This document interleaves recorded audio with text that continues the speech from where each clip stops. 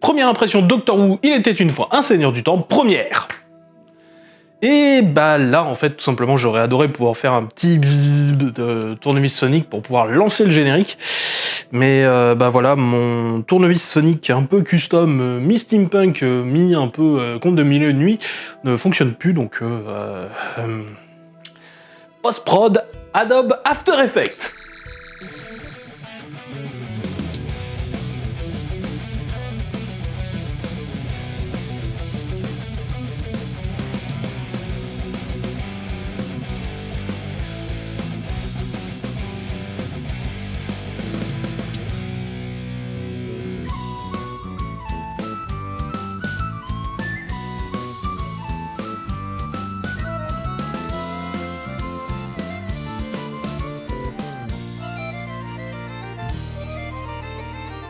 Et oui, bienvenue dans Première Impression, tout simplement l'endroit où je parle un petit peu de mes premières impressions sur une œuvre.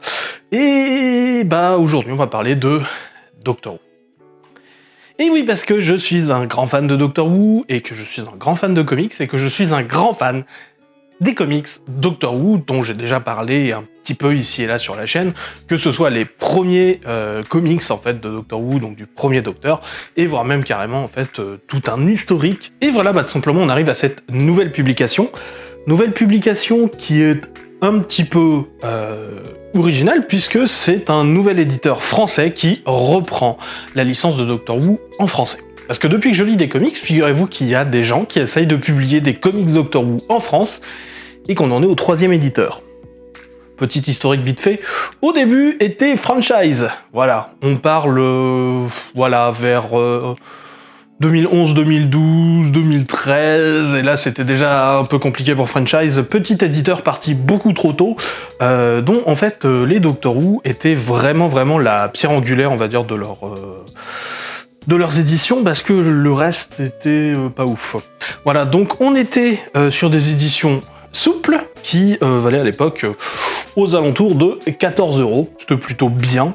Donc ces éditions reprenaient ce que sortait l'éditeur américain IDW, même s'il n'a pas pu tout sortir ce qu'a fait l'éditeur américain, puisque Franchise a fait faillite avant.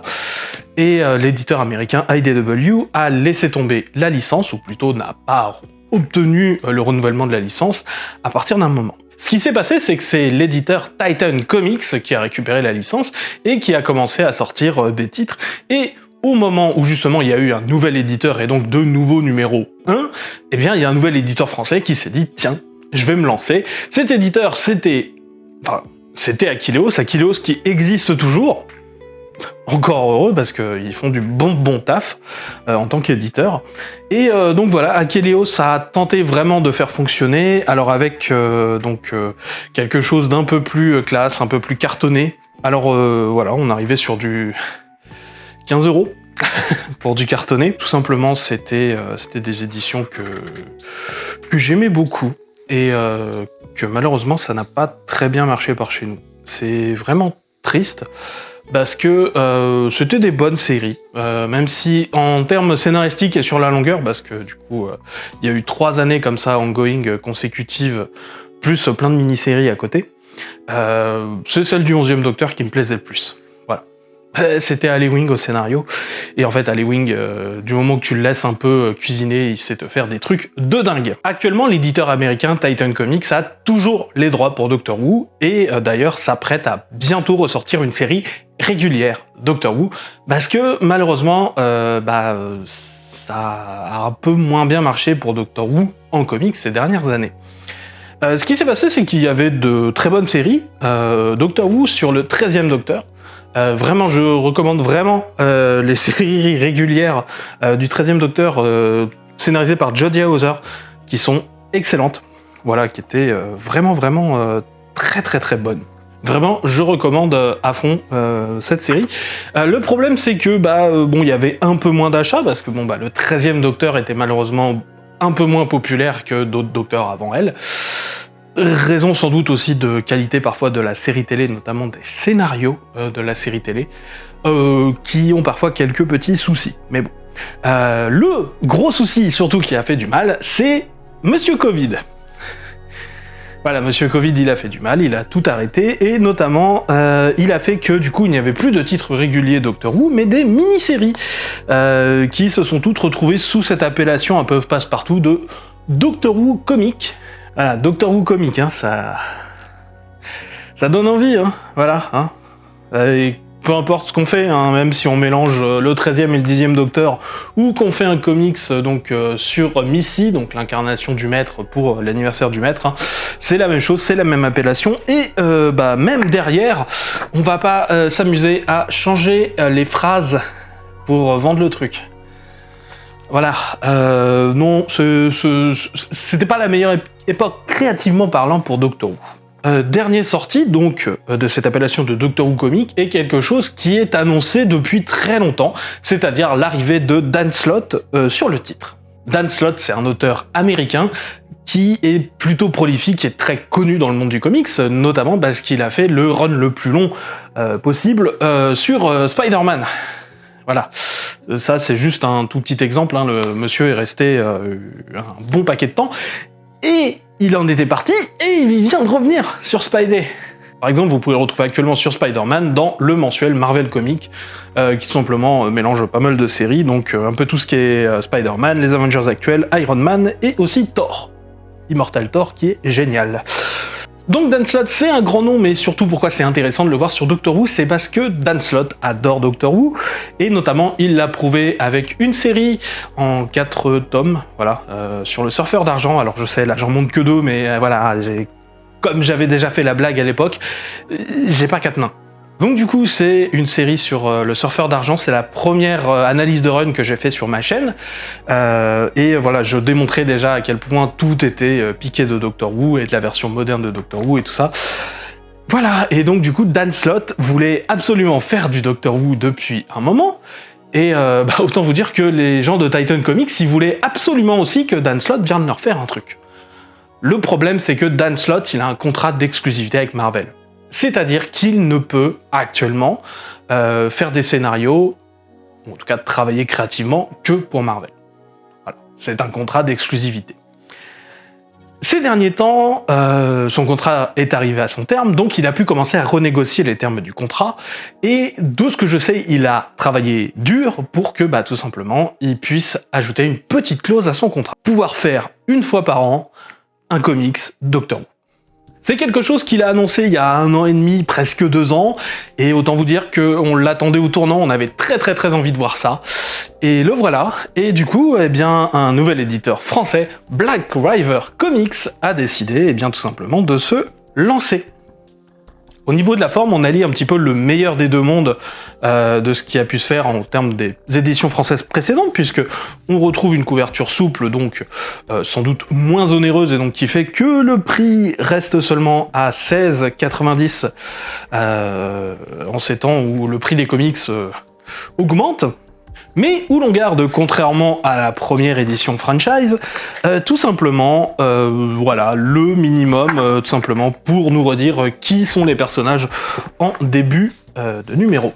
Comme vous pouvez le voir ici, et c'est une présentation qui reprend exactement ce qu'on peut retrouver dans la version originale présentée par Titan Comics. Voilà, un grosso merdo, on est vraiment sur la même chose.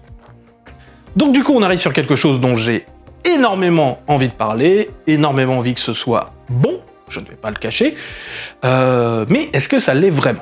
On va essayer d'y répondre, et pour que ce soit un peu mieux structuré que d'habitude, j'ai décidé de diviser en fait mon petit discours en 3 points, qui vont être le pitch, et on va parler un petit peu de l'histoire, le dessin, voilà, histoire de parler de toutes les qualités visuelles, et enfin de l'accessibilité, parce que c'est quand même une question qui est plus ou moins importante quand on parle de comics en général. Et ensuite nous ferons bien sûr une petite conclusion qui nous dira un petit peu, est-ce que c'est bien, est-ce que ça vaut le coup, tout ça.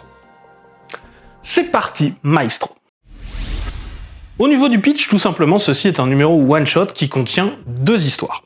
Chacune de ces 2 histoires est bien sûr scénarisée par Dan Slott, parce que quand même on l'a attendu, donc ce serait quand même idiot qu'il soit pas là sur les 2 histoires, donc il est là sur les 2 histoires. C'est tout simplement des dessinateurs différents, mais il n'y a pas de souci là-dessus, justement, il y a vraiment c'est 2 histoires totalement différentes.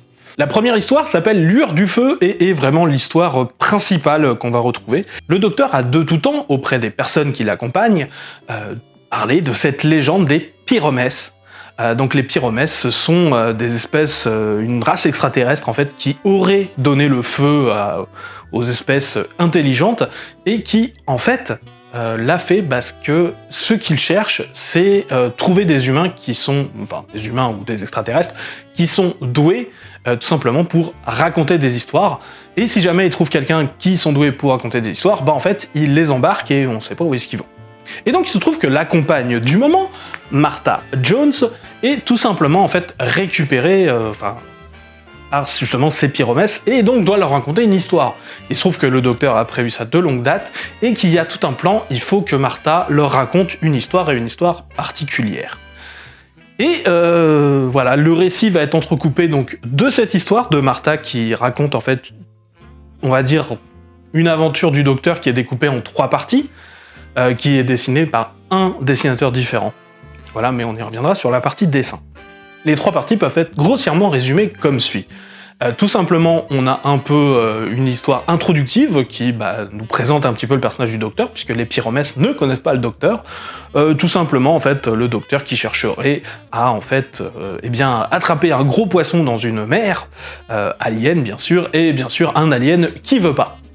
Et tout ça pour arriver à un certain point et trouver une certaine chose qui va nous amener à la deuxième histoire. Une fois l'artefact récupéré dans la première partie, le docteur en fait va utiliser cet artefact dans la deuxième histoire qui se déroule elle dans une pyramide bien terrienne, bien de chez nous. Mais voilà, à une petite époque où, figurez-vous, on est en 1940, il y a des nazis, et il y a une espèce d'archéologue, Lara Croft, Indiana Jones, et totalement, je déteste le British Museum, qui tout simplement essaye de battre les nazis un peu à la course pour récupérer l'artefact qui est dedans. Et ça tombe bien parce qu'en fait, l'artefact que le docteur a récupéré dans la première partie, c'est la clé pour ouvrir le tombeau et arriver à quelque chose qui tout simplement est un rappel à la vieille série, mais il n'y a pas besoin de le savoir. C'est pas grave. C'est plus un rappel graphique qu'autre chose. En tout cas, cela permet au docteur d'arriver à la troisième partie du récit, c'est-à-dire une sorte d'aventure sur un plan psychique, un peu onirique, un peu à l'intérieur de sa tête. Donc voilà, tout ce qui se trouve dedans vient de la psyché du docteur. Et c'est là qu'en fait, il y a beaucoup de choses en fait qui viennent du passé de la série, et notamment des saisons 1 à 3 de la série depuis 2005, telle qu'elle avait été relancée par Russell T. Davies à l'époque. Et c'est là que malheureusement c'est un peu moins accessible aux nouveaux, mais encore une fois, j'en reviendrai plus tard. Tout ce récit va faire que ça va se reconnecter forcément avec l'intrigue principale à la fin, et je vous dis pas tout. Mais en tout cas, c'est une très très bonne histoire, c'est une histoire que j'ai beaucoup aimée, je trouve qu'elle marche incroyablement bien, ça pourrait être vraiment un épisode de la série télé. Alors un épisode de la série télé serait sans doute pas fait comme ça, c'est-à-dire que on passe vraiment très très rapidement de Martha qui raconte aux histoires, et puis de temps en temps la partie où c'est Martha qui raconte aux pyromèses en fait revient. Donc forcément le comics permet facilement de superposer des images et donc des séquences totalement différentes. Bien sûr, la série télé aurait pas pu faire exactement la même chose, mais elle aurait pu faire la même histoire avec sans doute un peu moins fréquemment de retour à Martha. Mais en tout cas, vraiment très très bonne histoire, et c'est là qu'on voit que Dan Slott sait vachement bien faire les one-shots. Et c'est là que c'est très triste, parce qu'en fait on aimerait bien voir Dan Slott faire beaucoup plus, et sur la durée, bien sûr, du Doctor Who, mais encore une fois, son contrat ne le permet pas. La deuxième histoire est vraiment vraiment courte, tout simplement, en fait, je pense, même je suis à 200% sûr, que tout simplement Dan Slott est comme moi un très très très très très grand fan du Doctor Who Magazine et du comic strip du Doctor Who Magazine, qui est juste l'institution, voilà, puisque ça fait depuis les années 70 qu'il y a un comic strip dans le Doctor Who Magazine, un comic strip qui dure toujours, et et c'est très très bien, c'est exceptionnel. Et j'adore le comic strip du Doctor Who Magazine, et ce petit coquin de Russell T s'est dit tiens, je vais aller débaucher en fait tout simplement un artiste du Doctor Who Magazine pour qu'il vienne me faire une histoire dans le style du Doctor Who Magazine, donc je vais lui écrire en suivant cette histoire, et donc du coup ce coup-ci c'est le 10e Docteur qui raconte une de ses aventures passées quand il était sous le visage du 9e Docteur. Voilà. Et puis bien sûr, pour ce faire, il a été chercher quelqu'un qui avait dessiné le 9e Docteur dans le Doctor Who Magazine. Voilà. C'est une histoire extrêmement simple où en fait tout simplement le Docteur et Rose sont dans une situation très compliquée, mais voilà, pour s'en sortir, il va leur falloir jouer sur les mots. Et gros big up au traducteur français, David Guélou, qui tout simplement a réussi en fait à nous faire une très bonne traduction, franchement, parce qu'en fait, ce que ça va jouer, c'est que ça va jouer sur les sons. Le Docteur et Rose vont donc devoir faire des plans alors qu'ils sont capturés par des aliens. Ils sont entourés, et donc du coup, c'est difficile, si tu fais un plan, les aliens, ils entendent tout. Et oui, parce que le TARDIS traduit toujours automatiquement tout ce qu'ils disent, hein, voilà, c'est une des spécificités du TARDIS, mais c'est vrai que dans ce cas-là précis, c'est plus une malédiction qu'une bénédiction. Alors comment est-ce qu'on fait pour s'en sortir? Eh bien, on va jouer avec les sons. Et oui. Parce que par exemple, le mot son, eh bien ça peut vouloir dire le son, les ondes sonores, vous voyez. Mais le mot son, ça peut vouloir dire aussi que c'est son goûter, vous voyez. Voilà. Et donc comme ça, on va pouvoir s'amuser à jouer en utilisant des mots différents, mais où la sonorité, quelqu'un qui entend le mot dit, va comprendre exactement ce qui est dit, mais les aliens, eux, ils vont comprendre juste la traduction, et la traduction, du coup, elle ne veut plus rien dire. Et très franchement, ça a dû être un excessif casse-tête à traduire, et franchement, gros coup de chapeau. Et donc voilà, donc ça nous donne des choses comme par exemple, c'est le contrôle artificiel de la Grace Vitae. Voilà. C'est les contrôles artificiels de la gravité. Alors, bien sûr, ça devrait être de la gravité artificielle et tout ça, mais voilà, je comprends que franchement, il faut réussir à changer des trucs pour que ça fonctionne. Le seul truc où je suis un peu c'est que, du coup, tu vois le docteur qui dit du con. Alors certes, bon, c'est pas pour dire ça, c'est pour passer du contrôle, mais bon, c'est vrai que le docteur qui dit du con, ça m'a un peu... bon. Mais à part ça, vraiment très très bonne histoire, qui fonctionne excessivement bien, et qui ressemble beaucoup en fait en termes de durée à ce qu'on a dans le comic strip du Doctor Who Magazine, en tout cas quand ils font une histoire one shot. Ils font ensuite des sagas à suivre extrêmement longues, mais qui sont constituées de plein de petits épisodes de cette durée-là. En tout et pour tout, je dirais que le scénario c'est clairement le point fort de cet ouvrage, voilà. Et donc on va passer à la partie dessin. Pour la partie dessin, nous avons 3 dessinateurs. Il se trouve que chacun des 3 dessinateurs de ce récit ont déjà tous travaillé dans du Doctor Who. C'est pour ça aussi que je vous ai fait un petit historique, parce que tout simplement, en fait, chacun des 3 dessinateurs, en fait, reprennent un peu, justement, une époque éditoriale de Doctor Who. Et oui, le premier dessinateur que nous allons avoir s'appelle Christopher Jones. C'est un dessinateur qui est régulier chez Titan Comics et qui a déjà travaillé donc sur les comics. Ce Christopher Jones a donc déjà travaillé sur des comics Doctor Who chez Titan Comics, et notamment sur des docteurs classiques comme le 3e Docteur ou le 7e Docteur. Voilà. C'est un artiste, on va dire, assez classique. Voilà. C'est quelqu'un qui ne dépareille pas et qui fournit, je trouve, de plutôt belles pages. Comme par exemple celle-ci, où tout simplement nous voyons toutes les têtes précédentes du Docteur, mais aussi un peu donc toute la mise en page, et qui donc va s'occuper un peu de toute la partie Martha raconte l'histoire. Et puis bien sûr, le moment où, à la fin, on conclut. Et puis toutes les petits passages où on passe à Martha. Je trouve qu'il dessine très très bien. Malheureusement, je suis un peu moins fan du trait du 2e dessinateur de l'histoire principale, qui s'appelle Matthew Dow Smith. Matthew Dow Smith, c'est quelqu'un qui a Donc déjà, lui aussi travaillait sur Doctor Who, hein, ils ont tous travaillé sur Doctor Who. Et il a notamment travaillé pendant l'époque d'IDW de Doctor Who.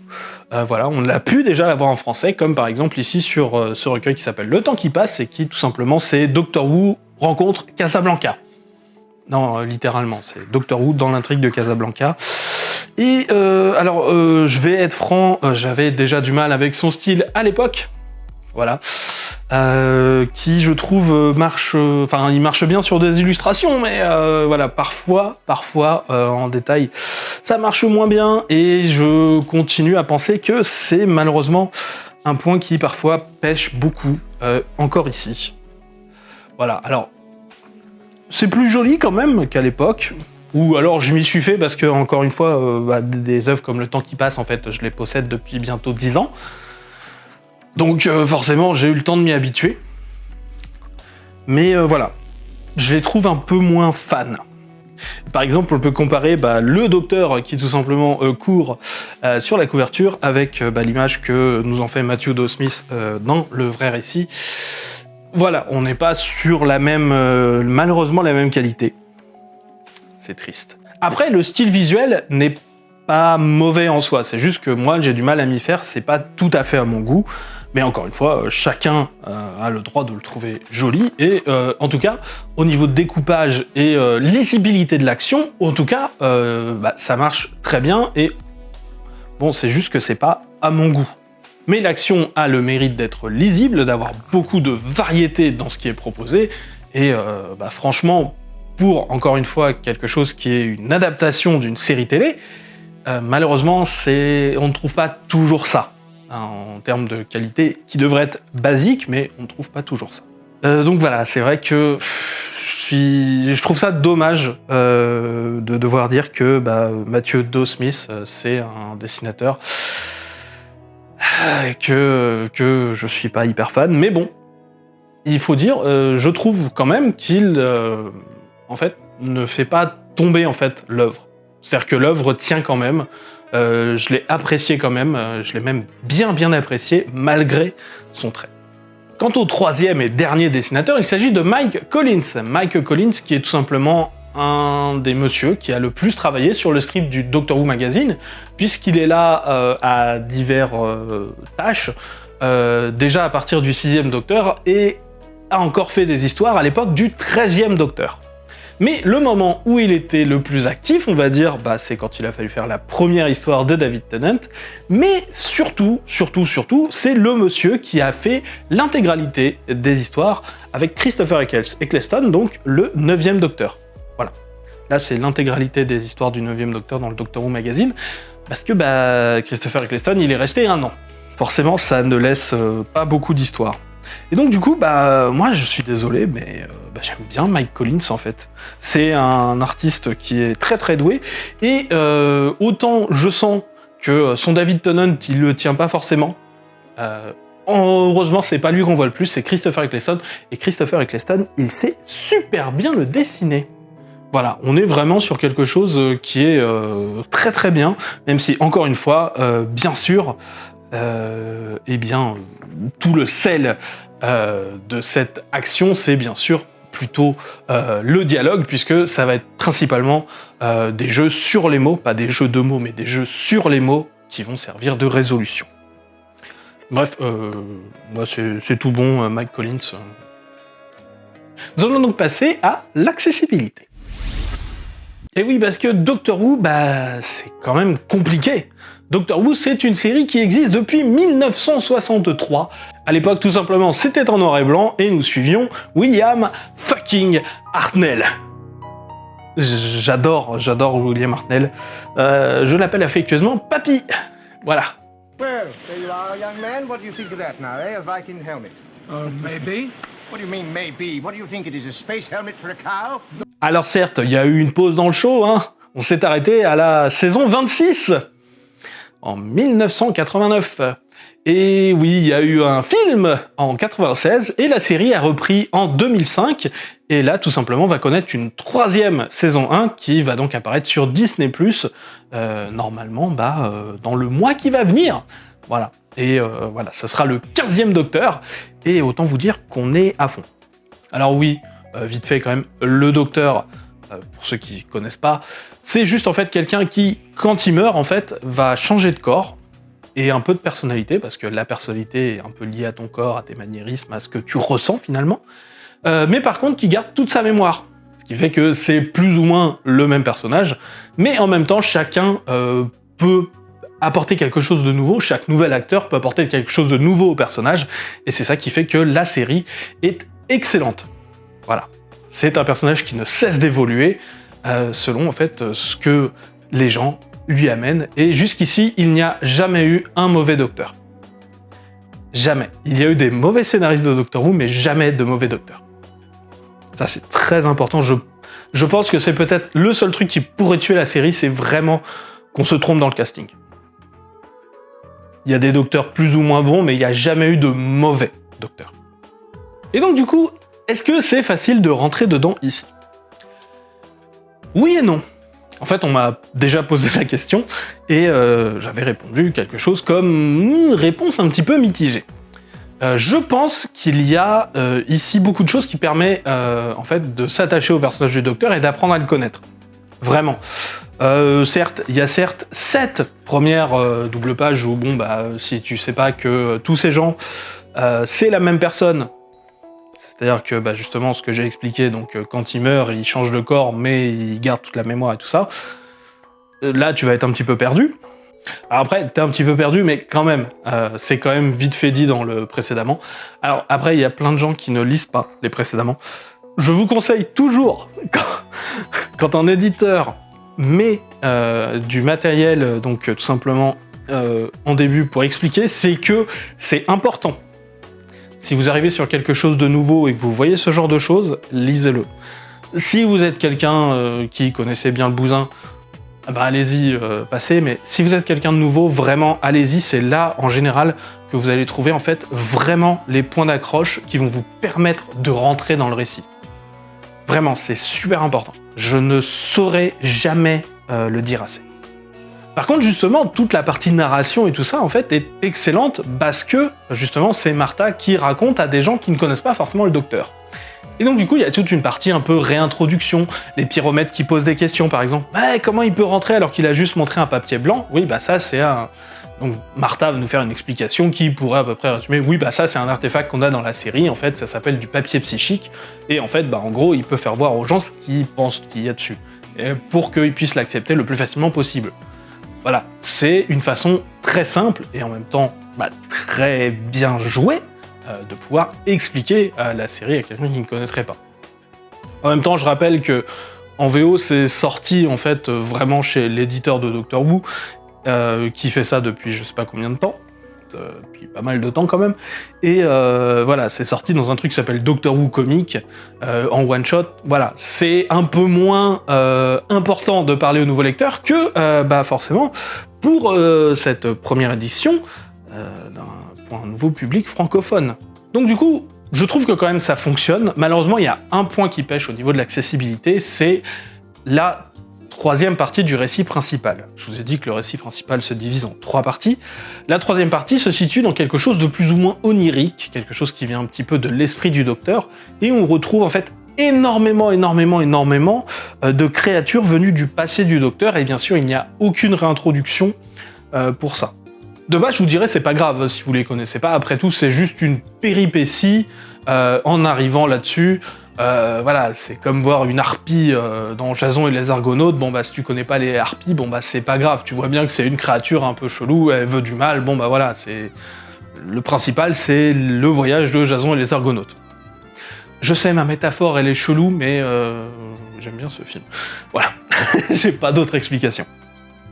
Par contre, il y a un point où je trouve que vraiment, là, on rentre dans du dommageable.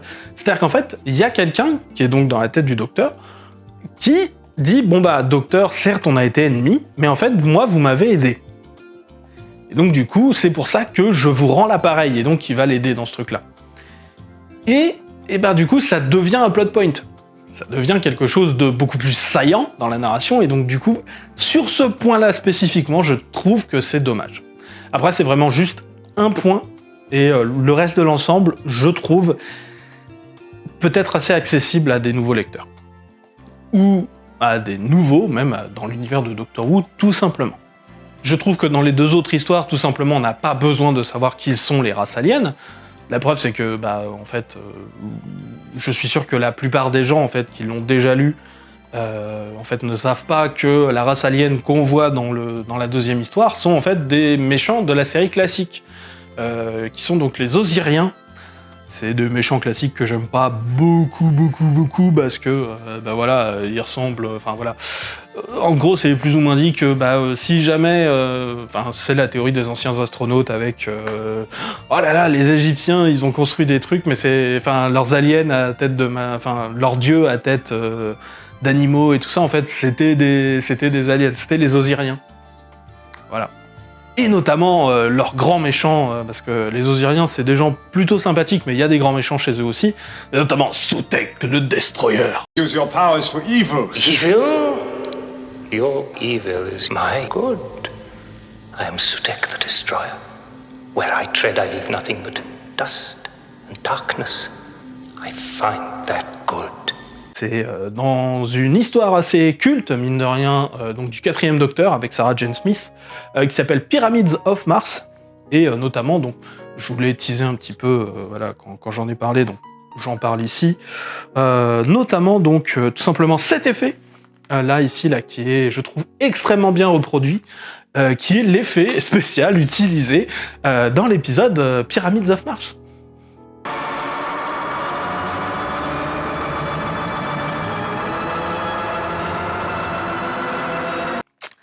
Et ouais.